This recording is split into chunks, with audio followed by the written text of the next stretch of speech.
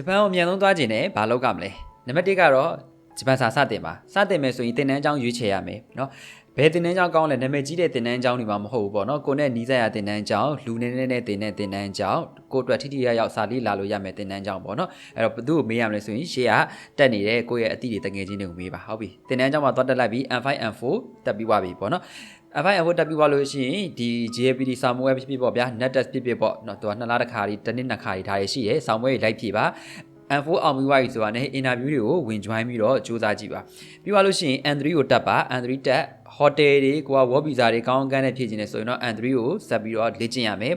N4 အောင်ပြီးသွားရင်လည်းရက်နေလို့မရဘူးပေါ့နော် N3 ကိုဆက်တက်ကမယ်ပြီးတော့ကိုသွားခြင်းနဲ့ hotel ဆို hotel စားတောက်ကုန်ဆိုစားတောက်ကုန်ဘိုးဘွားဆောင်ချောက်ရေးဆိုဘိုးဘွားဆောင်ချောက်ရေး work visa ဆို work visa အဲ့ဒါကိုကစဉ်းစားပြီးတော့ကိုဘယ်လုံးနဲ့သွားမလဲလိုအပ်တဲ့လက်မှတ်တွေကိုကိုကစုဆောင်းပါကဲဟုတ်ပြီအဲ့ဒါတွေပြီးသွားလို့ရှိရင်ကျွန်တော် interview စဝင်တော့မယ် interview ဝင်မယ်ဆိုလို့ရှိရင်မှန်ကန်ကောင်းမွန်တဲ့ agency ကိုဘယ်လိုရွေးရမလဲဆိုလို့ရှိရင်တော့ထုံးစံတိုင်းပဲကိုတငယ်ချင်းတွေကိုအသည့်တွေကို senior တွေကဂျပန်ကိုဘယ် agency နဲ့ရောက်သွားလဲဘယ်လိုအခက်ခဲလေးရှိလဲဒါသူတို့တွေကိုမေးပါအရင်တော့ agency ကဥမာပြောရင်ကောင်းတယ်ဗျာအခုနောက်ပိုင်းကျမှလူတွေအရန်များပြီးတော့တိုးကကြိတ်ရတယ်တန်းနေစီရတယ်တလွဲတွေဖြစ်နေရဆိုလို့ရှိရင်ဒါမျိုးတွေလည်းဖြစ်နိုင်တယ်အဲ့တော့လက်တလောမှာတစ်နှစ်အတွင်းမှာဂျပန်ရောက်သွားတဲ့ကိုယ့်ရဲ့တငယ်ချင်းတွေဟလာ senior တွေဒါမှမဟုတ်လေကိုနဲ့နီးစပ်ကျွမ်းဝင်တဲ့ဆရာမတွေကိုမေးပါမေးတဲ့အခါကျလို့ရှိရင်ဒါဘယ် agency ကောင်းလဲဘယ် agency ကမြန်လဲဆိုတော့ကိုကချင့်ချင်လို့ရမယ်အချက်လက်တွေစုဆောင်းပါ agency ကိုတော့ဒီလိုရွေးပါ okay ဟုတ်ပြီ agency တော့ကိုဝင်ဖြေရမယ့် agency သိပြီပေါ့နော်အဲ့တော့ interview ဖြေဖို့တော့ဘာလုပ်မလဲဘာလို့မလဲဆိုလို့ရှိရင်စကားပြောကိုလေ့ကျင့်ရမယ် N3 အောင်နိုင်လူတော်မှပြစကားပြောမလေ့ကျင့်ထားဘူးဆိုလို့ရှိရင် interview ဖြေမဲ့နောက်ဆုံးအဆင့်မှာဂွမ်းတာပဲเนาะမဖြေနိုင်ဘူးဆိုတဲ့အပိုင်းတွေရှိတယ်ဒါမျိုးလဲတင်တော့သိနေမှာပဲအဲ့တော့ interview ဖြေဖို့အတွက်ကိုစကားပြောကိုလေ့ကျင့်ရမယ်ဒါနောက်ဆုံးအဆင့်ပေါ့เนาะစကားပြောလေ့ကျင့်ရမယ်ပြီးသွားလို့ရှိရင် interview နဲ့ပတ်သက်တဲ့အမေးဖြေတွေကိုစဉ်းစားရမယ်ဟာငါ EC ပဲဟိုရောက်မှမီးစိကြည့်ကမယ်အဲ့လိုလုပ်မယ်ဆိုလို့ရှိရင်တော့ပြင်ဆင်ထားတဲ့လူနဲ့မပြင်ဆင်တဲ့လူနဲ့ကအနေထားတစ်ခုလောက်ထိကိုကွာဟနေပါလိမ့်မယ်เนาะအဲ့တော့ interview တွေလိုက်ဖြေပါဂျပန်မြန်မြန်သွားခြင်းနဲ့ဆိုရင်ဘာလုပ်ရမလဲဆိုရင်ဒီလိုလေးလောက်ကမယ်ကျွန်တော်တင်တန်းမှာလာစဉ်လာတိုင်းစကားပြောအတန်းခွဲတွေဖွင့်ထားပါတယ် interview လည်းလေ့ကျင့်ပေးပါတယ် train ပေးပါတယ်သိချင်တာရှိတယ်ဆိုလို့ရှိရင် comment မှာမေးခဲ့ပြီးလို့ရပါတယ်အကြံပေးချင်တာရှိတယ်ဆိုလို့ရှိရင်မေးချင်တာရှိရင်လည်းမေးထားခဲ့လို့ရပါတယ်ခင်ဗျနိုင်ငံခြားမှာအလုပ်လုပ်ရတာအဆင်ပြေခြင်းနဲ့ဥမာဂျပန်သွားမယ်ဗျာဟိုရောက်လို့ရှိရင်အလုပ်ကိုင်နေအဆင်ပြေခြင်းနဲ့ဘာလုပ်ကြမလဲเนาะကျွန်တော်ထင်မှာပေါ့เนาะမိတ်ဆက်ပေးမဲ့ agency တို့ဟုတ်လားကိုမှရှိတဲ့ငွေကြေးတို့ဂျပန်မှာကူညီပေးမဲ့ senior တို့ပေါ့နေเนาะပြီးတော့ဆရာကောင်းသမားကောင်းပေါ့เนาะဂျပန်စာတင်မဲ့ဆရာသမားကောင်းတို့ဒါမျိုးကြီးလိုတယ်ဆိုပြီးတော့ထင်ကောင်းထင်ကြလိမ့်မယ်အဲ့ဒီထဲမှာအရေးကြီးဆုံးလိုအပ်တဲ့ချက်ကဘာလဲဆိုတော့ skill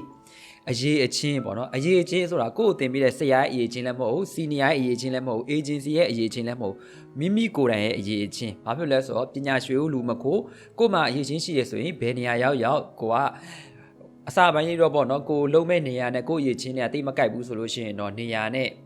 ကိုရဲ့အလုတ်ကိုင်နဲ့ကိုရည်ချင်းနဲ့လွဲကောင်းလွဲနေလိမ့်မယ်ဒါပေမဲ့တေချာတာကတော့တင်နိုင်ငံခြားကိုသွားမယ်ဥမာဂျပန်ကိုသွားမယ်ဆိုလို့ရှိရင်တော့ဟိုရောက်လို့ရှိရင်အဆင်ပြေခြင်းနဲ့ဆိုလို့ရှိရင်အရေးချင်းကဂျပန်စာအရေးချင်းရှိရမယ်တချို့လူတွေ N3 အောင်ထားတယ် N2 အောင်ထားတယ်ဒါပေမဲ့တကယ်ဂျပန်စာကိုအသုံးချနိုင်တဲ့အရေးချင်းမရှိဘူးဆိုလို့ရှိရင်ဟိုရောက်လို့ရှိရင်ဒါအားနေတာတွေဖြစ်တတ်တယ်ပေါ့နော်ခုနကကျွန်တော်ရှေ့မှာပြောသွားတဲ့ agency တွေမိဘထောက်ပံ့မဲ့ငွေကြေးတွေ senior တွေဟာလားစမ်းပိုင်းတွေနော်အစင်ပြေလားဆိုတော့လေသူတို့ကလည်းမလိုအပ်ဘူးလားဆိုတော့လိုအပ်တယ်အကယ်၍ကို့ဘာသာအရေးရှင်းရှိနေရဆိုလို့ရှိရင်ဒါတွေကအေးအေးဆေးပဲဘာလို့လဲဆိုတော့ဥမာကိုကသာဂျပန်စာအမှန်ကန်တကယ်ပြောနိုင်တယ်အသုံးချနိုင်တယ်ဆိုလို့ရှိရင်ကဲဟုတ်ပြီဒီ agency မှာကို interview ဝင်ဖြေတယ်ဒီအလုပ်ကကိုမရွေးပါဘူးဆိုလို့ရှိရင်လေကိုကဂျပန်စာလေးပဲတခုရောက်နေပြီကိုယ်တိုင်အသုံးချနိုင်တဲ့အရေးချင်းရှိပြီဆိုရင်နောက် agency တခုသွားပြောင်းပြီးတော့ interview သွားဖြေလို့ရတာပဲတချို့ကြောင်းagency တွေဆိုလို့ရှိရင်အပြင်ကျောင်းသားလက်ခံတဲ့အကြောင်းတွေရှိတယ်အဲ့ဒီနေရာမှာကိုကလည်းသွားတိုးလို့ရတယ်ဘာဖြစ်လဲဆိုတော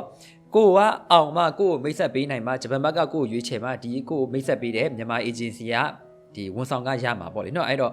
့အဓိကကို့မှာအရေးချင်းရှိဖို့လိုတယ်။ Okay ကျောင်းနဲ့သွားမယ်ဆိုရင်လည်းဗျာဟိုရောက်လို့ရှိရင်ကျွန်တော်အချိန်ပိုင်းအလုပ်ရှာမယ်ဟလာအိမ်ပြောင်းမယ်နော်ပြောရလို့ရှိရင်ကျောင်းမှာရှိတဲ့စာတွေပဲလောက်ရမယ်ဆိုလို့ရှိရင်လေကိုကဂျပန်စာတကယ်ရနေတယ်အရေးချင်းရှိနေရဆိုလို့ရှိရင်ကဲဟုတ်ပြီအလုပ်ပြောင်းတာအလုပ်ရှာတာအိမ်ပြောင်းတာကိုယ့်ရဲ့အထက်လူကြီးနဲ့ဒါမှမဟုတ်လေကိုယ့်ရဲ့လုပ်ဖော်ကိုင်ဘက်တွေနဲ့ပေါင်းသိမ်းဆက်ဆံတဲ့နေရာမှာကိုကဂျပန်စာပြောနိုင်နေတယ်တကယ်ရရတဲ့နဲ့အသုံးချနိုင်တယ်လေ့ကျင့်တာတယ်ဆိုတော့မှန်ကန်တဲ့အရေးချင်းရှိတယ်ဆိုလို့ရှိရင်ဒါတင်နိုင်ငံခြားရောက်လို့ရှိရင်အဆင်ပြေမှာပါပဲနော်ကဲဟုတ်ပြီအဲ့တော့ကျွန်တော်လာစဉ်လာတိုင်းစကားပြောတန်းခွဲတွေဖွင့်ထားပါတယ်သိချင်တာရှိရဆိုရင်စုံစမ်းချင်တာရှိရဆိုလို့ရှိရင် comment မှာမှန်ခဲ့ပြီးလို့ရပါတယ်ချက်ပေါက်ကနေလာမေးလို့လည်းရပါတယ်ပြီးပြည့်စုံခြင်းတဲ့လူတွေရှိလား perfect ဖြစ်ခြင်းတဲ့လူတွေရှိလားမှားမှာကြောက်နေတဲ့လူတွေရှိလားပေါ့နော်အဲ့လိုဆိုလို့ရှိရင်တော့အဲ့စိတ်လေးကို short လိုက်ပါ နော်ဘာလို့လဲဆိုတော့ကျွန်တော်တို့ interview ဖြည့်မယ်လက်မှတ်တွေစုံဖို့လိုအပ်တယ်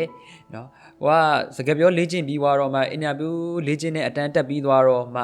interview တွေဝင်ဖြည့်မယ်ဆိုပြီးတော့စဉ်းစားကောင်းစဉ်းစားထားရလို့ရှိမယ်ပေါ့နော်အဲ့ဒီအချိန်မှာကိုကပြည့်စုံအောင်ပြင်ဆင်နေတယ်ပြင်ဆင်နေနေတော့ပြင်ဆင်တာတော့မကောင်းတော့မဟုတ်ဘူးပေါ့နော်ကောင်းတယ်ဒါပေမဲ့အချိန်တွေအရန်ဆွဲနေတယ်ပေါ့နော်အချိန်တွေအရန်ဆွဲနေဆိုရင်ဒါဆိုအဆင်မပြေဘူးကျွန်တော်မြန်မာပြည်မှာမှားယွင်းနေတဲ့အချက်တစ်ချက်ရှိတယ်ပေါ့နော်အဲ့ဒါဘာလဲဆိုတော့ကျွန်တော်တို့အလုပ်လုပ်နေရဆိုလို့ရှိရင်ကျွန်တော်စာမလုပ်နိုင်တော့စာလုပ်နေရဆိုလို့ရှိရင်တခြားကိစ္စတွေမလုပ်နိုင်တော့တရက်မှာ24နာရီရှိတဲ့နေရာမှာကိစ္စကိုတစ်ခုပဲလုပ်တယ်ဥပမာဟာငါဂျပန်စာသင်တော့မယ်ဆိုရင်အလုပ်ကိုထွက်လိုက်တယ်နော်ဟာနောက်မကြခင် and we ဖြေရတော့မယ်ဆိုလို့ရှိရင် speaking ကိုမလေ့ကျင့်တော့ဘူးဟုတ်လားပြောရလို့ရှိရင်တခုတည်းဆောင်ပွဲရှိတယ်ဆိုလို့ရှိရင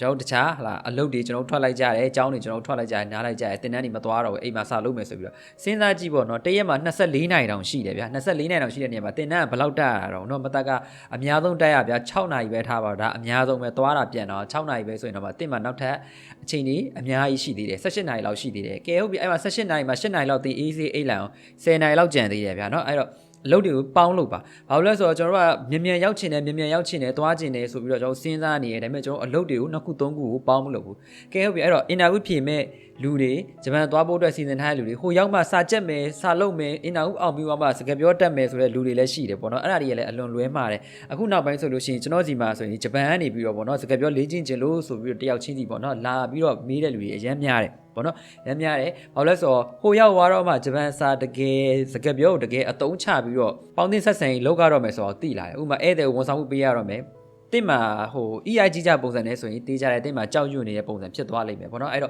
့မှားမှမကြောက်ပါနဲ့အလုံး2ခု3ခုပြန်လို့အောင်မကြောက်ပါနဲ့เนาะစူးစမ်းပါအဲ့တော့ဘာလို့ရမလဲဆိုလို့ရှိရင်စကားပြောကိုလေ့ကျင့်ပါเนาะအင်တာဗျူးဖြေမယ်ဆိုလို့ရှိရင်စကားပြောကိုလေ့ကျင့်ပါဂျပန်သွားဖို့ပြင်ဆင်နိုင်ရဆိုရင်စကားပြောကိုလေ့ကျင့်ပါချို့ကဘာရှိလဲဆိုရင်အင်တာဗျူးအောင်ပြီးသွားပြီဆိုရင်စကားပြောကမလေ့ကျင့်တော့ဘူးဟိုရောက်တော့မှ meeting ကြည့်ကြမယ်ဆိုပြီးတော့ဟိုလည်းရောက်တော့အလုံးလုပ်ရတယ်စာမလုပ်ဖြစ်တော့ဘူးတင်စဉ်းစားကြည့်ပေါ့လေเนาะမြန်မာပြည်မှာတင်ဘာမှအလုံးမလုပ်ဘဲနဲ့ဂျပန်စာတစ်ခုတည်းတက်နေရတော့မှတင်စာမလုပ်ဖြစ်တာဂျပန်နိုင်ငံရောက်သွားတဲ့အခါကျရင်အလုပ်လဲလုပ်ကြမယ်ဆိုလို့ရှိရင်တေးကြတဲ့တင်စာလုပ်ဖို့အတွက်ကိုလုံးဝအချိန်မပေးနိုင်တော့ဘူးမယုံလို့ရှိရင်တင်ဂျပန်မှာအသစ်တက်စောရောက်နေတဲ့ senior တွေကိုမေးကြည့်ပေါ့เนาะဒီဂျပန်ရောက်တာတစ်နှစ်ရှိပြီ6လရှိပြီ N3 အောင်ပြီလား N2 အောင်ပြီလားလှမ်းမေးကြည့်နော်မေးကြည့်ပြီးတော့စုံစမ်းကြည့်လိုက်တငယ်ချင်းရင်မအောင်သေးပါဘူးစာလုပ်ဖို့အချိန်မရှိဘူးဆိုတော့အဖြေကိုသင်ကြားရပါလိမ့်မယ်အဲ့တော့မြန်မာပြည်မှာရှိတဲ့အချိန်မှာများလေးနာလေးပြင်ဆင်ထားပါလို့ကျွန်တော်ဒီဗီဒီယိုမှာ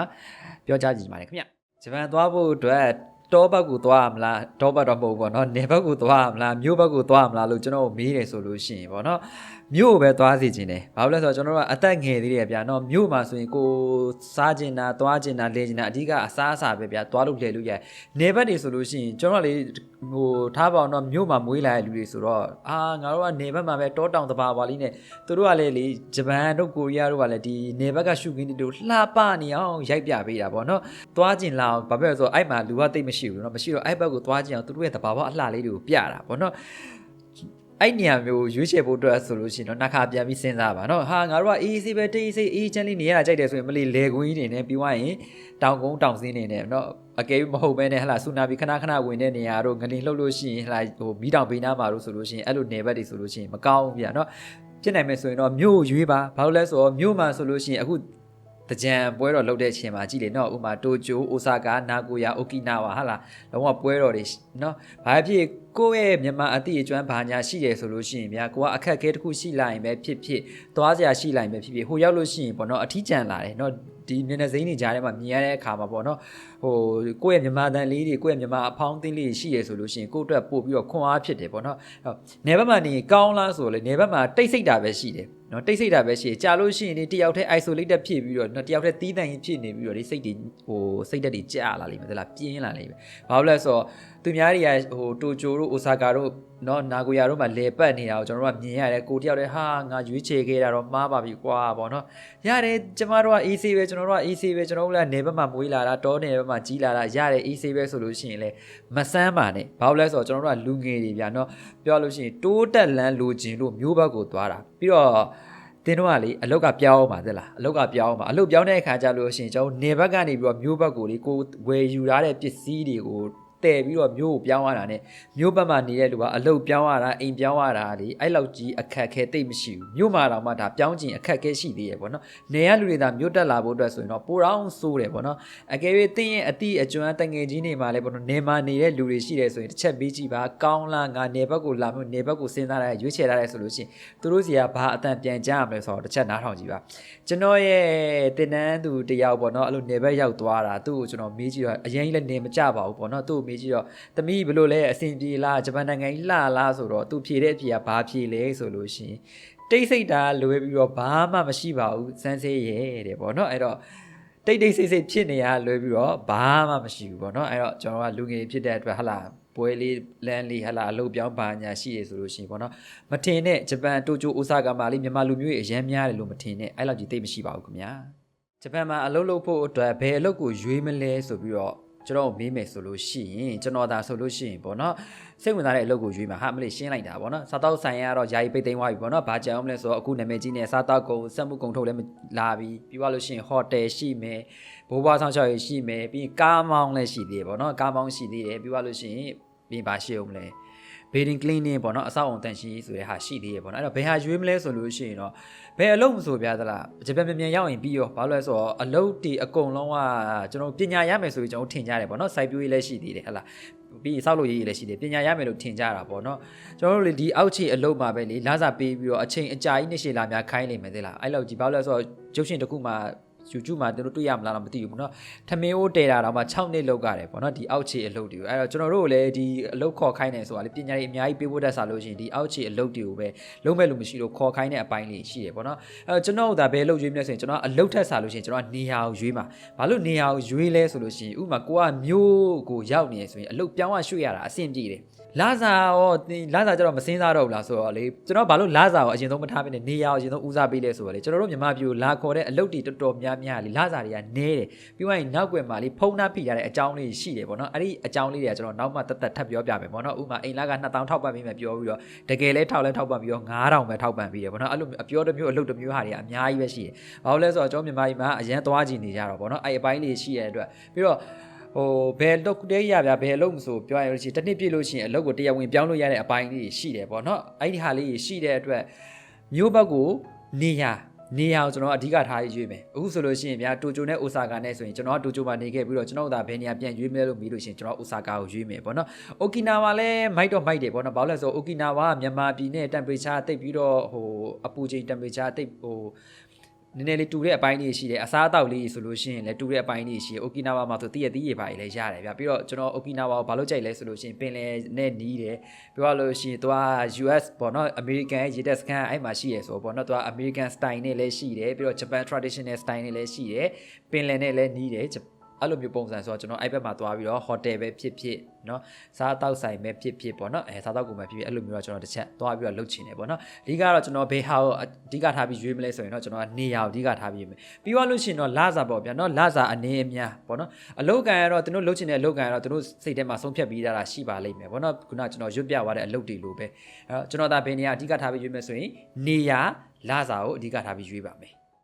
ဂျပန်စာရေးတင်တာကြာနေပြီเนาะကောင်းမရဘူးလို့ခံစားနေရတဲ့လူတွေဒီဗီဒီယိုထဲမှာရှိလာပေါ့နော်အဲ့တော့ဘာလို့မရလဲဆိုလို့ရှိရင်ကျွန်တော်စာသင်နေတဲ့အချိန်တုန်းကလေကျွန်တော်စိတ်တွေကပြန့်လွင်ခဲ့လို့ပေါ့နော်အခြေခံမပိုင်ခဲ့လို့ဘာလို့လဲဆိုတော့ဥပမာကျွန်တော် N3 ရောက်နေပြီ N2 ရောက်နေပြီတချို့လူတွေဆိုရင် N3 အောင်ဝိုင်းအပိုင်းနေရှိရဲကျွန်တော်9ဖောင်ပြောင်းတာတို့10ဖောင်ပြောင်းတာတို့10ဖောင်ပြောင်းတာတို့ play ဖောင်တို့ပြောရဲဆိုရင်တော့ကောင်းမသိဘူးပေါ့နော်အဲ့ဒါဘာလို့မသိလဲဆိုတော့လေကျွန်တော်သင်ခန်းစာတွေကိုကျွန်တော်ကြည်ချင်းမလုပ်ခဲ့ပဲနဲ့စောင့်ပွဲဖြည့်တဲ့အောင်မနဲ့ကတ်အောင်နဲ့နောက်ထပ် level တစ်ခုထပ်သွားတယ်အောင်မနဲ့ကတ်အောင်နဲ့နောက်ထပ် level တစ်ခုထပ်သွားတယ်အောင်မနဲ့ကတ်အောင်နဲ့အောင်မနဲ့ဥမာပေါ့နော် N4 ကိုအမှတ်ပေါင်း160နီးပါးလောက်အောင်လာတဲ့လူနဲ့ N3 ကို90 100လောက်နဲ့အောင်လာတဲ့လူနဲ့နှစ်ယောက်ရှင်လိုက်လို့ရှိရင် N4 ကို160သမားလေးပို့ပြီးတော့တော်တယ်ပို့ပြီးတော့အရေးချင်းရှိတယ်ပို့ပြီးတော့အသုံးချနိုင်တယ်ပေါ့နော်အဲဘာကိုအဓိကထားပြီးပြောချင်လဲဆိုတော့စာသင်တဲ့အခါကျလို့ရှင်ကျွန်တော်တီချာအာယုံ focus ထားပါဘာလို့လဲဆိုတော့ကျွန်တော်အမြဲတမ်းဗျာဟလာဟိုစီးပွားရေးပညာရေးကျန်းမာရေးလူမှုရေးအချစ်ရေးပေါ့နော်အရေးပေါင်းများစွာနဲ့ကျွန်တော်စိတ်တွေအာယုံပြန့်လွင့်တဲ့အခါကျလို့ရှင်ဆောင်းပွဲဖြေခံဒီကျွန်တော်သင်ခန်းစာတွေလွတ်သွားတယ်ဆရာမစာရှင်းပြနေစိတ်တွေကလွတ်သွားတယ် ပြီးတော့ဖြည့်လဲဖြည့်ရောဟိုမသိဒီမသိဥမာခန်းကြီးက N5 မှာအလုံး100ရှိရဆိုလို့ရှိရင်ကျွန်တော်ကြက်သွားတာအလုံး60ပဲပြီးတော့ N4 မှာအလုံး100လောက်ထပ်ရှိတယ်ဆိုလို့ရှိရင်ကျွန်တော်ရတာအလုံး60လောက်ပဲရနှစ်ခုပေါင်းအလုံး120 100ကျော်လောက်ပဲရတယ်ပေါ့နော်အဲ့အပိုင်းလေးနဲ့ N3 ရောက်သွားတဲ့အချိန်မှာခန်းကြီးကကောင်းကောင်းမရတော့ဘူး grammar တွေကောင်းကောင်းနားမလည်တော့ဘူးဆိုလို့ရှိရင် level တွေဒါမြင့်သွားတယ်ကျွန်တော်တို့ကြော်လိုက်တဲ့ခြံခဲ့တဲ့ homework တွေ lesson တွေပေါ့နော်အဲ့ဟာတွေကခြံနဲ့ကျွန်တော်ပြီးတော့ကောင်းကောင်းလေးနာနာလေးမလေးကျင်မင်းနဲ့ level တွေဒါမြင့်သွားတယ်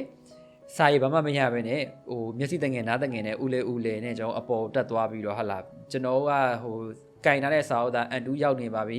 N3 ရောက်နေပါပြီပြောရဲဆိုရင်ကျွန်တော်တို့တကယ်လေးပဲတခါကြက်လို့ရှိရင် N5 တောင်မှကြည်ညံ့မရှိကျင်ဘူးပေါ့နော်အဲ့လိုပုံစံတွေဖြစ်နေအဲ့တော့အဲ့လိုဖြစ်အောင်ဘာလုပ်အောင်လဲဆိုလို့ရှိရင်စာသင်တဲ့အချိန်မှာတေချာအောင်ဆိုင်ပြီးနားထောင်ပါအဲ့တော့ဟုတ်ပြီအောင်ဆိုင်ပြီးနားထောင်တဲ့စာလို့ရှိရင်ဒီနောက်ရေးကြီးဆုံးချက်ကဘာရှိလဲဆိုတော့လေကျွန်တော်အမြဲတမ်းပြောနေသလိုပဲတတိပညာမလေ့လာမကြမရှိပျောက်တတ်သည်ပေါ့နော်အဲ့ဒါဘာလဲဆိုတော့အမြဲတမ်းပြန်ပြီးတော့အသုံးချနေပါအသုံးချဖို့နေရာကိုလိုက်ရှာပြီးတော့ဝင် join ပါဝင်ပြောပါဘာလို့လဲဆိုတော့ကျွန်တော်ဘလောက်ကြီးပဲဒီဟာကိုပေါ့နော်လေ့ကျင့်တာအမှတ်ကောင်းကောင်းနဲ့အောင်မြင်တာတစ်နှစ်လောက်ကိုကျွန်တော်ဟာပြီးတော့3လလောက်ပြတစ်နှစ်တောင်ဝေးသေးတယ်3လလောက်စာအုပ်မကင်ပဲဖြစ်ထားလိုက်မယ်ဆိုရင်တေးကြတယ်အစ်မရှိရဲ့စာတွေကမိသွားမှာပဲပြန်လုပ်မယ်ဆိုရင်တော့အရင်တော့လောက်ခက်ခဲမဟုတ်တော့ဘူးပေါ့ဗျာဒါပေမဲ့ချော်ချူတော့မဖြစ်တော့ဘူးပေါ့ကျွန်တော်ပုံမှန်လေးလေ့ကျင့်တာပိုကောင်းပါတယ်အဲ့တော့ကျွန်တော်ရဲ့သင်တန်းမှာစကားပြောသင်တန်းတွေလစဉ်လတိုင်းတန်းခွဲတိတိရှိပါတယ်လာရောက်ပြီးတော့စကားပြောကိုလေ့ကျင့်လို့ရပါတယ်ခင်ဗျ